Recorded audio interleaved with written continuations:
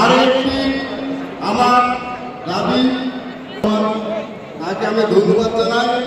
প্রথমে তিনি একটা নির্দেশনা দিয়েছিল যে শহীদ পরিবারের পাশে দাঁড়ানো ভাই, এবং তার মাধ্যমে দলের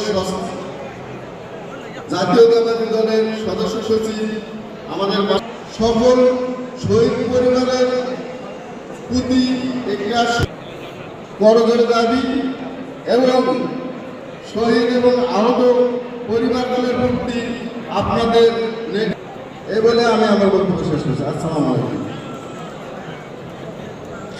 এই আন্দোলনের একটি অন্যতম স্পট ছিল যাত্রাবাড়ি, সেখানে গুলিবিদ্ধ হয়েছিল কথা বলার জন্য।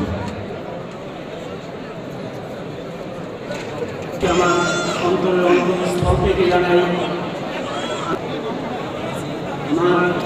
আমার নেতা জনাব তারেক রহমান থেকে স্থল থেকে অভিনন্দন।